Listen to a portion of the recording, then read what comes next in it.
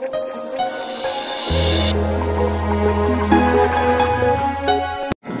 going to take you through some aspects of the purpose of our salvation today, or the reason why Jesus came, the reason why God condescended to the level of human as a man and died just to save us. Praise God. The Bible says that from verse 1, take note of it, it says, the Spirit of the Lord God, this is talking about Jesus now, and the office of Jesus, the responsibilities of Jesus Christ, and the purpose of his coming. Amen. And this has to be what? That which we ought to focus on as a church. Praise God. Because let me say this to you. If the vision of Jesus Christ is not the vision of the church, then there is no church. Praise God. Church is not meant to make money. The purpose of the church is not for us to build platforms for ourselves. Amen. Yeah. The purpose of the church is not even to gather crowds and we're everywhere in the media. People can see us and they say, oh yes, we know those people. No. The purpose of the church is not even to come and sing and dance and shout and eat and go home. Because people go to church for that. The purpose of the church is not just for us to have community gathering and rising, or maybe we just feel energized and equipped and then we go back home. No. No, that is not the purpose of the church. Praise God. The purpose of the church is to see men and women saved, being born again. That is God's will. Listen to this very well. Let me say some deep things to you. There is no need for repentance had it not been that Adam and Eve sinned against God. Praise God. Had it not been that they sinned against God, you and I ought not to repent, because they were living a righteous life. They were perfect in the sight of God. Amen. That's number one. There is no need for miracles, signs, and wonders had it not been that Adam and Eve sinned against God. Are we getting it now? Yes. The reason why you need a miracle is because you're a sinner. In fact, in the days of Adam and Eve, there were no need at all. They don't need to be healed because they were never sick. They don't need a miracle because they never had any problem at all, because Adam and Eve were perfect in the garden where God placed them. God made provisions for them even before they were created, and they were living in the plentifulness of Jehovah God. They were living in the luxury and in the abundance of God's presence. The glory of God was there for them. The reason why you need prayers now and you're praying is because there are so many needs in your life. The reason why we pray, we fast, we come to church and fellowship and all of that is because we are fallen beings, fallen creatures, and we need God, we need help. But then the Bible says in those days God will only show up in the evening, in the cool of the day, to Adam and Eve just to fellowship with them.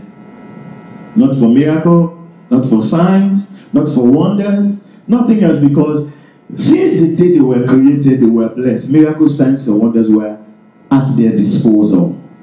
They have everything. Now when man sinned against God, man became vulnerable. The Bible says the wages of sin is death, but the gift of God is eternal life. So every man born into this life was born a what? A sinner. Why? Because we have the Adamic nature of sin that has knowledge of what? Both good and evil. Amen. So whether black, white, young, old, educated, or illiterate, it doesn't matter. As long as you are human, you are a sinner. The only thing that makes the difference in your life is when you became born again, or when you are born again. Praise God. And Jesus made that clear according to St. John chapter 3. A man that was so religious goes to church and does all these religious rituals and ceremonious stuff that he performed for years, not until the day he encountered Jesus. His name is Nicodemus. And he said, "Sir, how can I be saved?" Then Jesus says, "Except you be born again. If not, you go nowhere. You cannot enter heaven if you are not born again." Praise God. Now that we know, let me go now to the verse. That we know that every man is a fallen man, every man is a sinner, every man is vulnerable. We believe that Jesus Christ, the Bible says, came to deliver us, number one, from sin, number two, from the wrath of God, number three, from hell, and the final thing that Jesus Christ came to deliver us from the activities of the devil, because he says he came to destroy the works of the devil. But let us focus on one aspect of it that has to do with our salvation. It has to do with us being saved. And let us look at it from Isaiah now. Let's see. It says, the Spirit of the Lord God is upon me. And there's a reason why. It says what? Because Jesus says it is upon me because has to do with what? The reason why the Spirit of God is upon him is because the Lord, that is Jehovah, capital L-O, capital R-D, is talking about the Father here. Capital L-O-R-D. The Lord had what? Appointed me to do what? To preach good tidings unto the meek. So the purpose of the anointing of Jesus, he had anointed me to preach what? Good news. That is the meaning of the word gospel. To preach the gospel. Good tidings. Hallelujah. Unto the meek. Unto the meek. Take note of these words, okay? We're going somewhere. Just follow me. He had sent me to bind up who?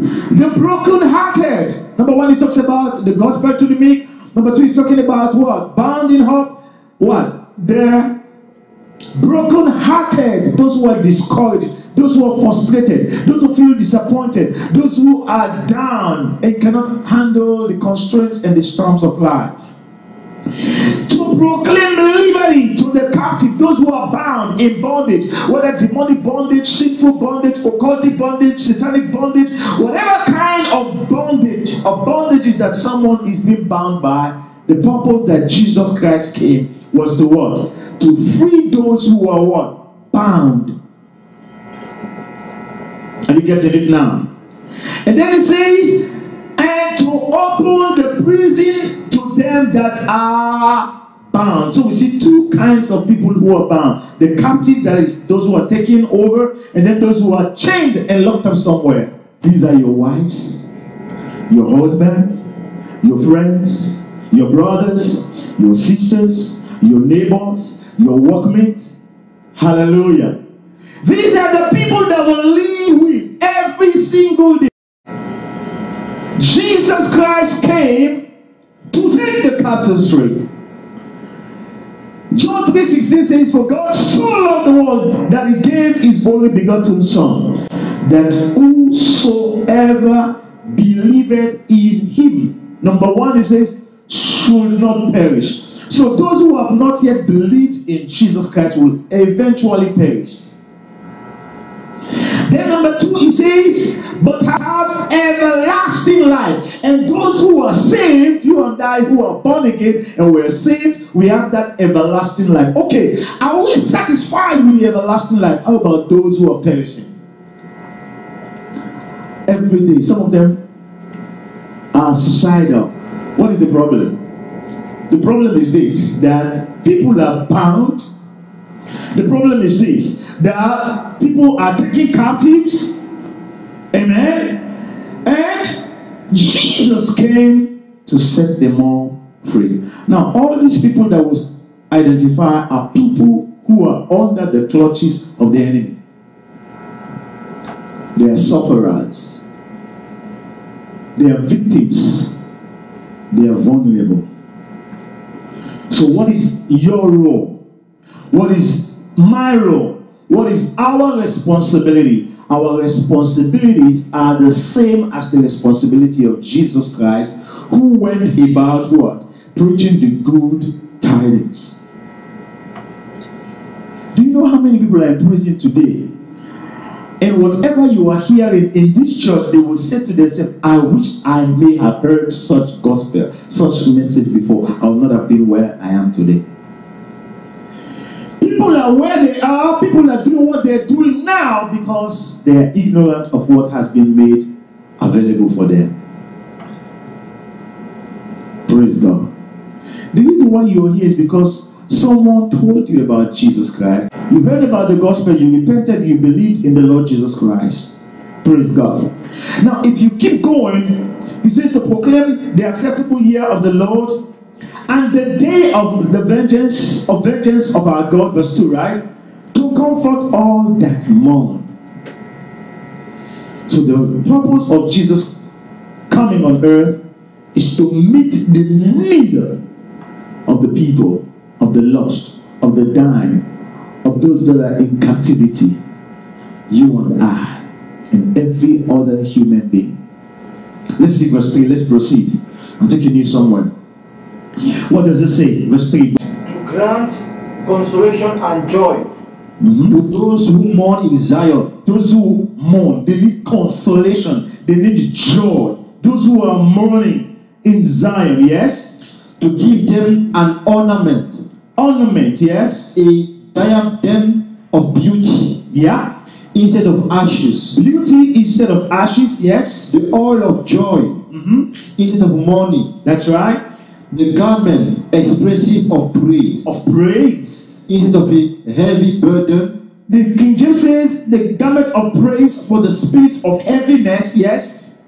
And failing spirit. That they may be called oaks of righteousness. Now take note now. We looked at their life before. Jesus says this is what they are. And this is why I came. And now if I am able to reach these people, those who are bound, right?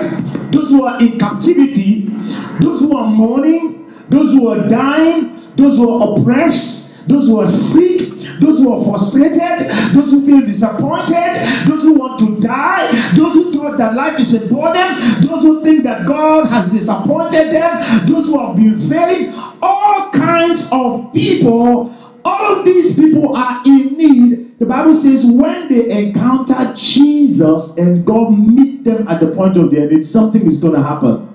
Their lives are going to move from being a captive, from being a mourner, from being a victim. He says their lives are going to move from what? Ashes to what? Beauty, right?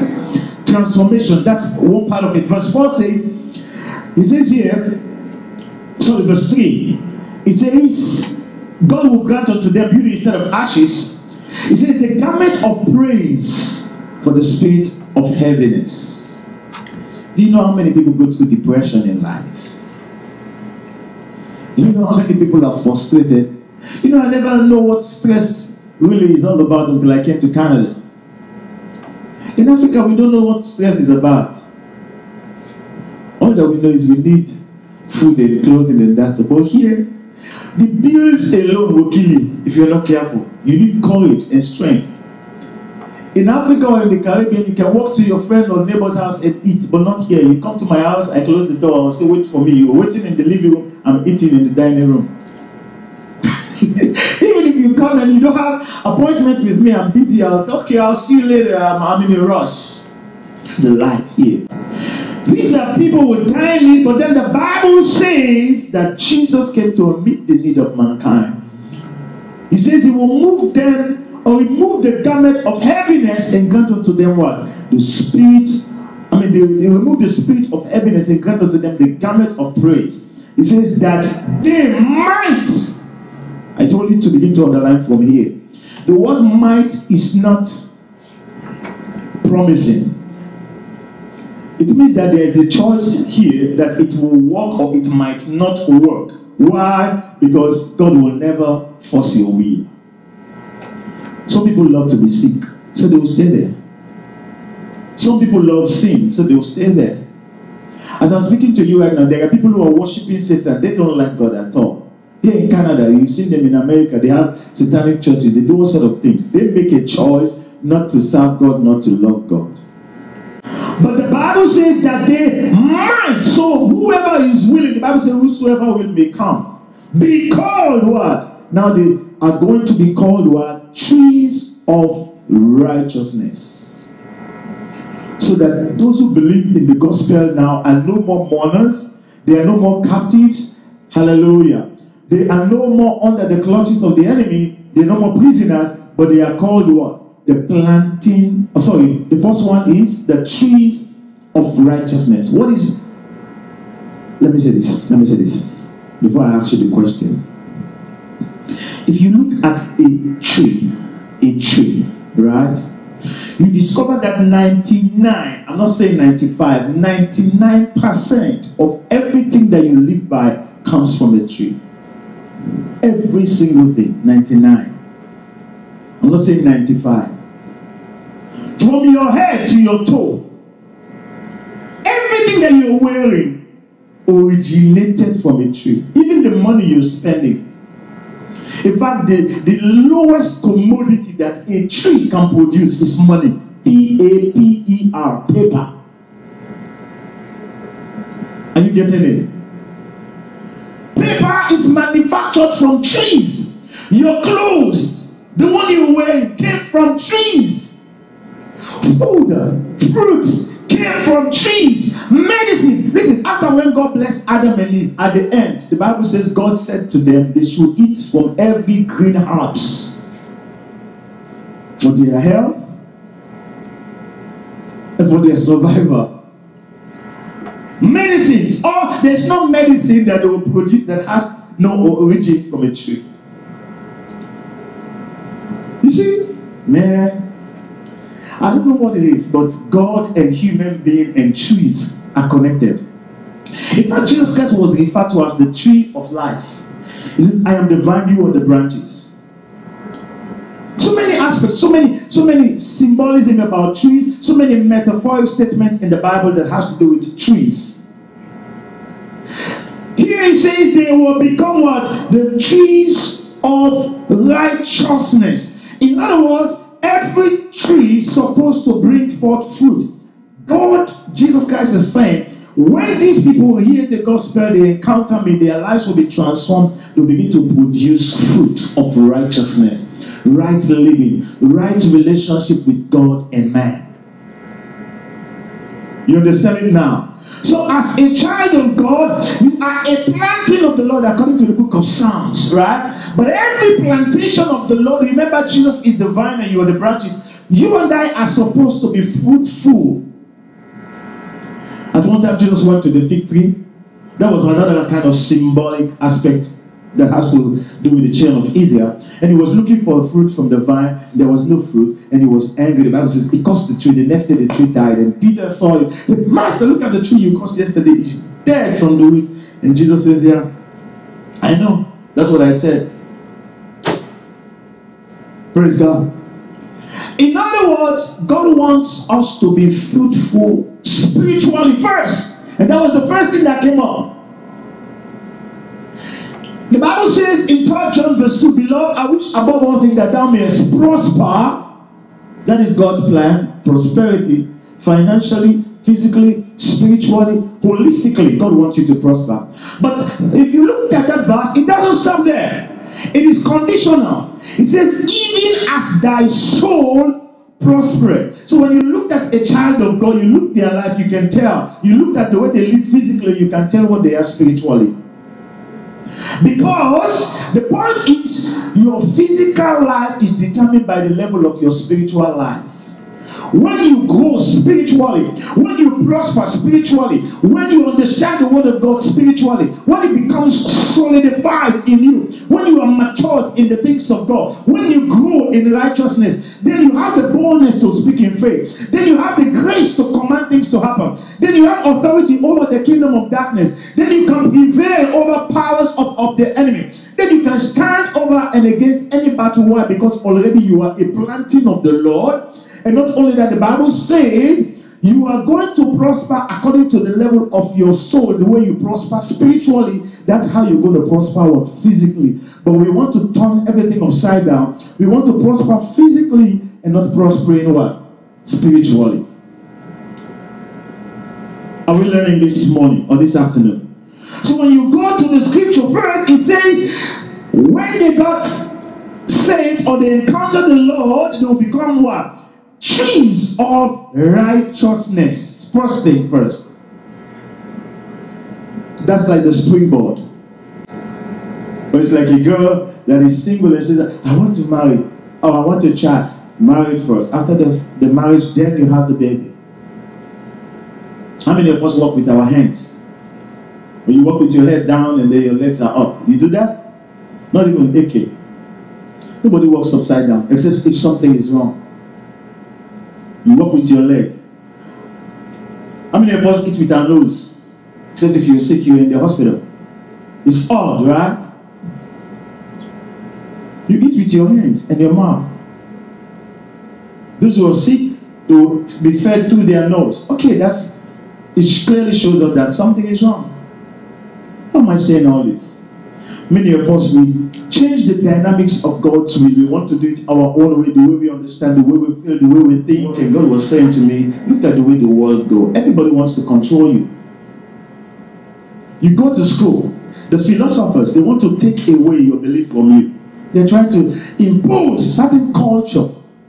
The culture of same-sex, the culture of foolishness and stupidity, all kinds of nonsense, all kinds of garbage they want to dump into your life. The reason is they're trying to get rid of what you are and what you have. They're trying to get rid of what you are and what you have so that they can deposit what they want to in you.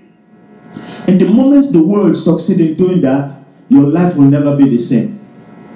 So you and I have a responsibility to not only stand but to resist the enemy so that the enemy doesn't encroach into our lives. You see, I'm a little bit inconvenient with people who are saying you should have an open mind. No. Don't take it too religious. Don't be so hard on yourself. Have an open mind. Have an open mind. To do what? Deposit garbage? Have a scientific thought. Or have a psychological idea. Or think philosophically. You don't know the plans of the enemy. He will see in thought. How many of you young girls and young students, you go back to university, you were at home, a Christian woman, committed, consecrated, believing that Jesus is Lord and He is God and you must be born again. And suddenly they begin to teach you some garbage, and now even to believe that God is alive, you are doubting.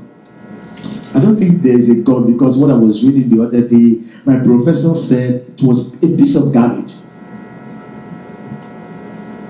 That's what I said. Tell him that your pastor said that. They will give you ideas, they will give you thoughts, and they will bring up stuff that doesn't have any conclusion for life meaning. You understand what I mean? They will give you certain things, certain theory that you will never get to a point of conclusion, and it will never be meaningful to your life. So it's just an idea, a vague idea that is up there, and people take it for granted. Don't take it for granted. Get rid of those nonsense. Amen? So Jesus is saying now, when a man has an encounter with God, the first thing that you begin to experience is what? The tree become a what? A tree of what? Righteousness. The second is saying, the planting of the Lord. Man, I have a lot to cover. I don't know if I'm going to be able to. He says you become what? The planting of the Lord. So you as a child of God, your life ought not to be like the people of the world. Why? Because you are attached. You are connected. Like when I came in, I could not see well. And I'm like, Ivy, please turn this light on, because I need the light to see well, to read well. Praise God. Now the light was there. The light was good. Nothing was wrong with it. But it could not come on. Why? Because there was no connection. Now the Bible says you are going to become the planting of the Lord. I said before in Psalms, it says, when you are planted in the court of the Lord, the Bible says you shall flourish. Not only that, the Bible says you shall even bring fruit. You will bring forth fruit in old age. You can imagine that. So the expectation of the Lord is that you and I were planted. How many of us belong to a family? Raise up your hand. There's no human being without a family. In other words, you belong somewhere, you bear a name of someone, maybe your mom or your dad, and you are connected to a family, and your parents bear responsibility for you, or you bear responsibility for your kids or your siblings. Why? Because that is the sense of belonging. I cannot walk in to someone else's house and go cross my leg on the table and say, bring my food. No. Say, who are you? We don't even know you. Come and pay my bills. For what? Who do you think you're talking to? We don't even know you. But if I said that to my wife or to my children, they say, yes, we'll pay the bill. Or go bring daddy's food. Or bring my husband's food. Or bring whatever, because I'm part of that family. Which family do you belong to? Do you belong to the family of God? Or you are still stranded, you are out there, you're floating? Some people say, I'm not religious. You're not religious, you're not godly. You're what? Who are you? Ask your neighbor, say, who are you there? But this religious thing is confusing. I don't get involved. I just think my way. I just live my life. Some people say, I just do me. You're a fool. If you do not have a connection to God, you do not have a relationship with God, with all due respect, I'll say it again, you're a fool. Because it is only a fool that says that there is no God, number one. It's only a fool that lives his or her life outside of God's jurisdiction. You understand me? The Bible says here that they will become the tree of righteousness, or trees of righteousness, the planting of the Lord. You are connected. So listen, there is no way you can be connected to God and you become a victim. Where will God be for Satan to touch you when you are connected to God? That will be an insult in his presence. Hey, you slap my child in my presence. In fact, I will not. The moment you stretch your hand, I will kick your face. Why? I'm so overprotected because what do you want to do with my son? What do you want to do with my daughter? Are you crazy? You understand me? But the funny thing that many of us face these days is that many of us are not planted in God, so we're vulnerable. When Satan is angry, he can slap you to the left, like that, and you drop. And when God also is angry and he wants to deal with unbelievers, he will just do this one again. You see, God is beating you, Satan is beating you. Because you are not, you are not even anywhere, you are just in between, you are floating. Listen, when you are connected to God, you are protected, you are safe. Many of us initiate our own problem. Because you know what? We abandon God and go to the world, and the world cannot give us what we want. Praise God. When you get connected to God, you become a what? A planting. So the purpose of the gospel is to make men and women become what? Trees of righteousness. They will become what? The planting of the Lord. And he says what? He says something. Says something. Go back. The end of verse 3. He says that what? That what? God, Jehovah God, might. You see that word might again is there. That is still an open statement. Those who allow themselves to be holy and solely sold out for God, they will become what? The planting of the Lord, the trees of righteousness. The Bible says, at the end they might glorify God. So in other words, anything that doesn't glorify God is not of God. But when you are connected to God every day, listen, don't feel offended when you see Christians who God has touched. They've encountered God, they grab a scripture, they got certain revelation that you might not get because you are too religious, and they got that revelation and they are saying, I will never be sick a day in my life. I will never be sick. You are saying, no, they got their revelation, and they might live a life that sickness will never be their portion in their life because God opened their eyes. They see what you have not seen. They will know what. Listen, the reason why Bill Gates is because he has what you don't have. What makes the difference between you and the next person is because of what they know that you don't know. Praise God. So don't be angry when you see people talking and say, these are arrogant Christians. No. Some of them have had an encounter with God. They have a deeper relationship with God. So they are settled. I used to tell you, anchor your life on a scripture. When your life is anchored in that particular verse, let the devil break his head. You are safe because you live by that verse that says, what? So and so and so and so. You tie your life into that. God says, okay, good. Since you respect my word, you honor, and you believe and obey my word, I will reward you for this. What are you connected to? Facebook, YouTube, WhatsApp. What else? all kinds of Instagram and Outstagram and Upstagram and Downstagram. It's a social media. You are becoming a social media victim. They eat up your time. You watch a movie 24/7. Before you know, the day is done. How many years of your life gone on social media? Wasting your time. The purpose of social media is not to deprive you, it's to benefit you. But many of us have been deprived. He says that they may glorify God. They might glorify. So when God gets into your life ought to be to the glory of God. When God got involved in your family, when He got involved in your businesses, when God got involved in your career, when God is involved in the church, your life will be to His glory, to His honor. How can God, the owner of the universe, be your father and you are living a frustrated life? I feel so frustrated. I feel as if I'm dying. Oh, life is not okay for me. No, I'm troubled. No, because you don't know. The Bible says that the plan that God has towards you, according to Jeremiah 29:11, they are the thoughts and the plans of good and not of evil. He says to bring you to an expected end. God loves you. God cares for you. God has a better plan and thought for you to make your life what it should be. Praise God.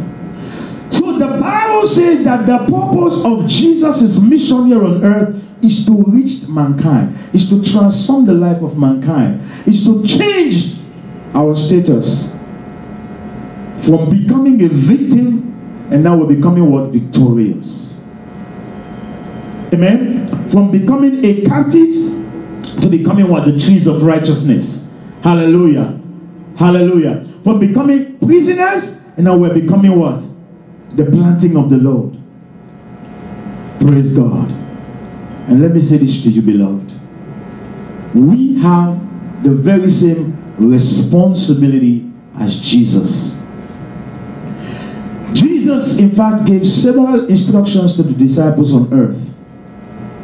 And He says to them in Matthew chapter 28, verse 18 to 20, that they should go out and preach this very same good tidings that we talked about.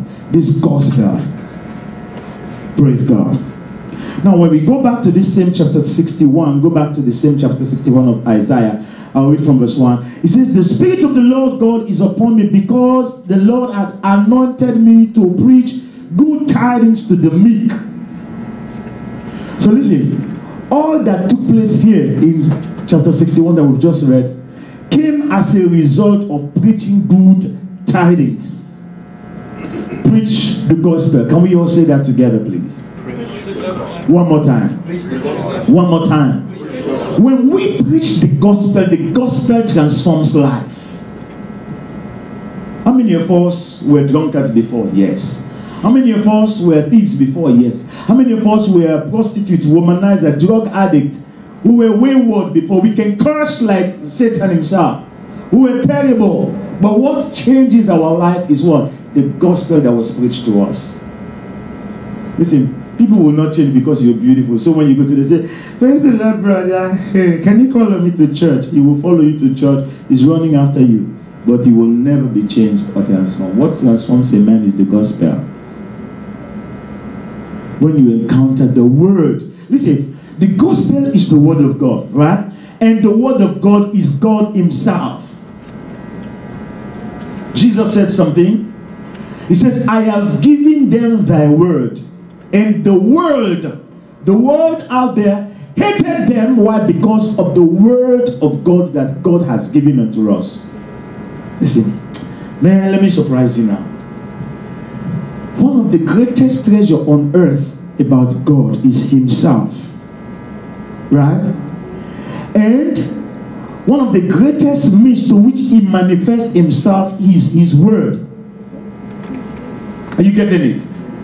Now, when you see God, you see his word. When you see his word, you see God. Now, God took upon himself, he took himself wrapped in the word and gave himself to you and said, that's you. Take. Now, imagine me giving myself to you. I say, take me. You know what that means? It means I sold myself out, and that is exactly what God did. God is saying, let me give to these people what I use myself as God. Are you understanding me? In the beginning was the Word, and the Word was with God, and the Word was God. Genesis chapter 1, and even St. John chapter 1. Now the Bible says that God spoke forth His word. He says He spoke and it was done. He commanded and He stood fast. How did this happen? In the book of Genesis chapter 1, the Bible says, and God said, let there be light, and there was. Everything that you see in the universe was created by or through the spoken word of God. Now God used that same word that He used, or He uses to create the universe. He grabbed everything totally and gave it to you. And says, Sister Prudent, take. Now you can do whatever you want with it because you're my daughter.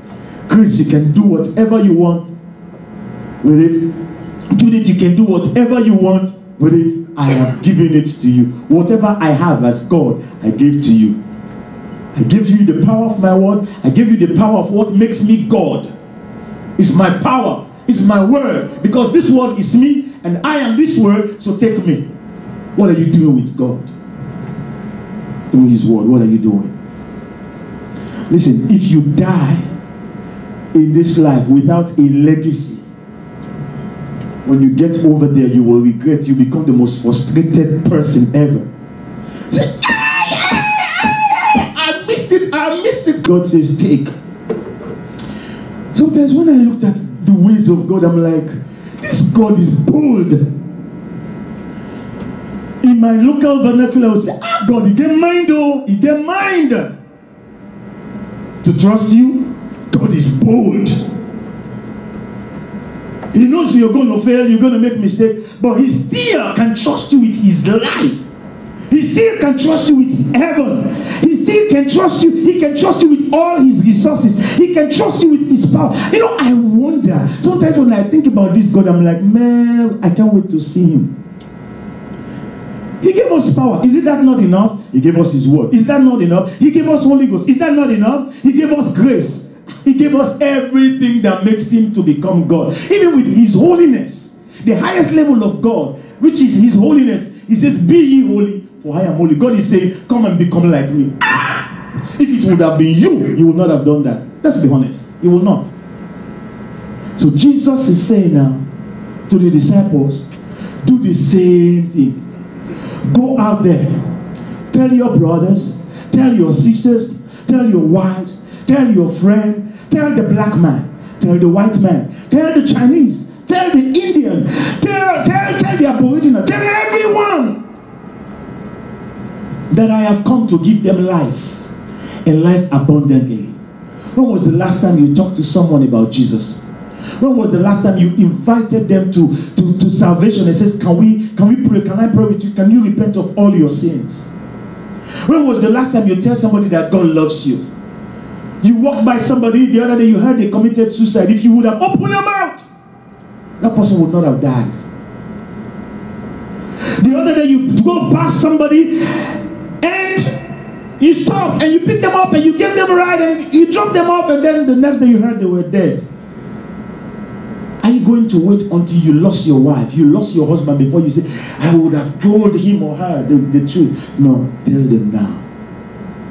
Life cannot be rewind. Jesus says in the book of Matthew chapter 28 verse 18 to 20, let's see that. Let's see the greatest commission ever. If you're thinking about this church to grow, you're thinking about the greatest responsibility, what I can do for God. Lord, I want to live for you, I want to please you. What should I do for you, God? With all that God had done for you, if you're going to please God, let me tell you some of the things that you ought to do. Number one, you need to go and preach the gospel. Matthew chapter 28. Matthew 28. Are we there? Are we there? I'm going to begin to read from verse 18 to 20. It says, and Jesus came and spake unto them, saying, all powers is given unto me in heaven and in earth. Go ye therefore and teach all nations, baptizing them in the name of the Father, the Son, and the Holy Ghost, teaching them to observe all things whatsoever I have commanded you. And lo, I am, God says, I am not only sending you to go by yourself. God is saying what? I am with you when? Always. Even unto the end of the world. Can you imagine that? Amen. These were the words of Jesus. Jesus says, you go, I will be there. So even if you're going to go die there, he is there when you are dying. Was it with Stephen when Stephen was dying, he was stoned to death? The other day I saw some people in Nigeria. They were being born. The pastor and his wife. I don't know if it's his wife or the daughter of some leaders. Pastor. See, these Muslim people were kicking the guy, burning them. They were alive. I sent it to every one of you in the church. I looked at this. I was in tears. I'm like, this man is dying. Things are becoming so bad. No, listen. It's getting worse. Things are not getting better. Pretty soon, Christians are going to be persecuted all over the world. For now, we are being hated. But wait, soon you begin to see the manifestation of the hatred. According to what the Word of God says. People are going to be killed for the gospel's sake. So Jesus says, go. Tell them. Preach to them. Cry if it's possible for you to cry while you're preaching. Shout if it is possible to shout. Beg if it is possible for you to beg them. Praise God. Even if it is possible for you to kneel down, whatever it takes, do it to preach this gospel, because you know what? When they die, they get to go to hell forever and ever and ever, or they will end up in heaven forever and ever and ever. You see, no wonder God looked at the fierceness of eternity. He decided to come by himself, because he didn't want anybody to end up in hell. What are we doing with the gospel? So Jesus says, go and tell them. And he said to them, Jesus said unto them, go into all the world and preach. Go. He's not saying sit in church and have fun. Go. The church is not meant for fun.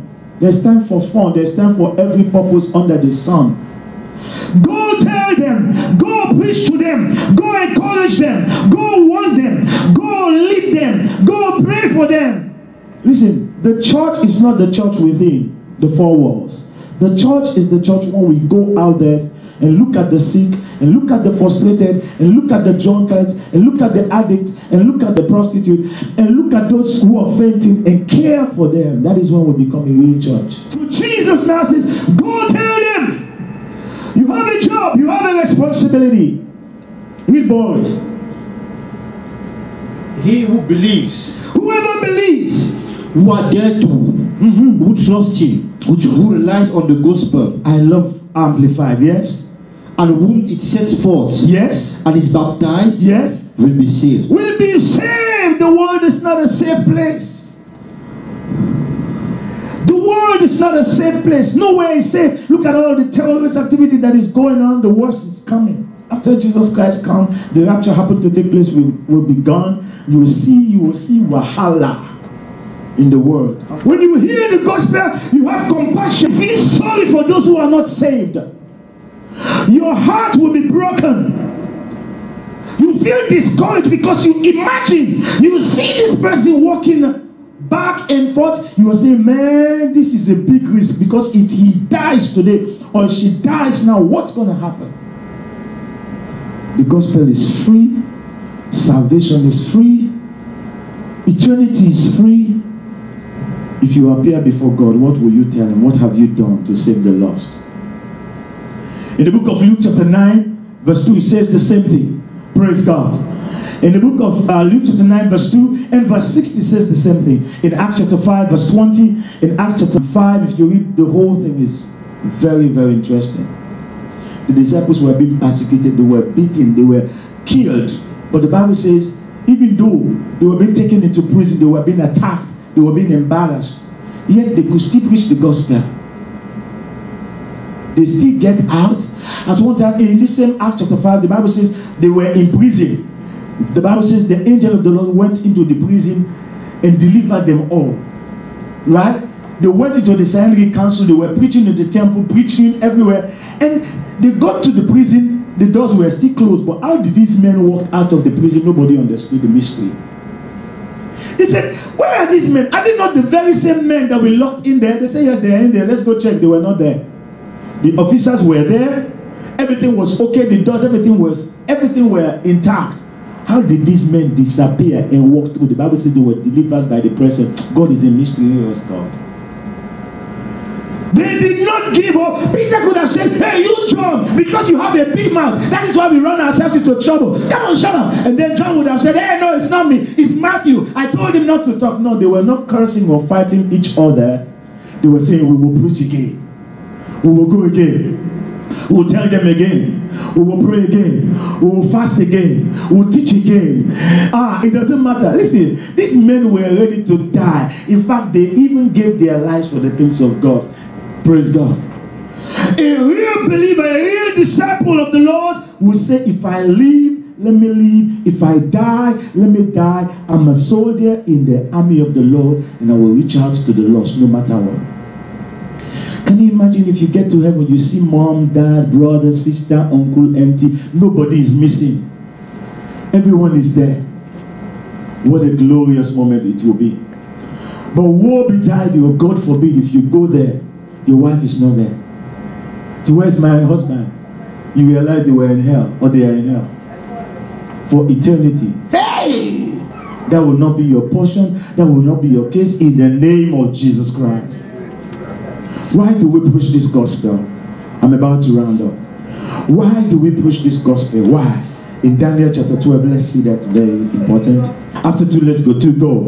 And many of those who sleep that sleep in the dust is talking about those that will die. Everybody that will die on earth, every human being on earth. He says what? Shall awake. Shall awake? They shall awake some to what? Everlasting life. That is true God. Those who believe in Jesus Christ.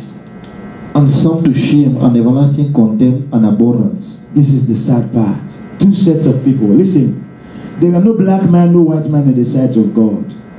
It's those who are saved and those who are lost. 2 sets of people on earth. In eternity, there is no tribe or no nationality there. Oh, you're American, you're Canadian, you're this, you're that. No. In eternity, we have only 2 sets of people.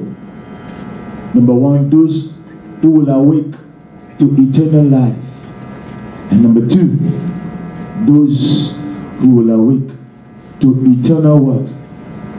Destruction, condemnation, everlasting contempt. That is what your Bible says.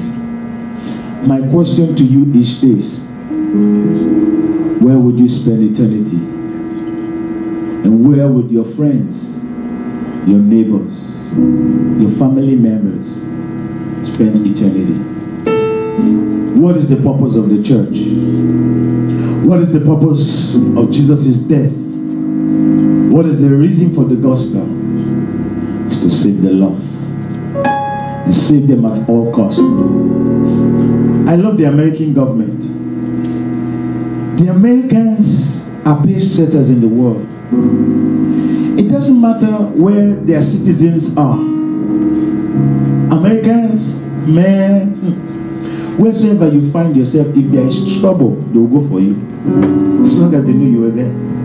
If there is a war in any country, the Americans are the first. The Americans, the British, these people, they will go for their citizens. They will go with plane, they will go with ship, they will go anyhow they can go. Listen, they are not the one that sent you there, but if they know you are there, even if it is one person, they will make sure they will get you out and make sure they get you safe. That's what they do. They're so concerned. They're so careful about their citizens.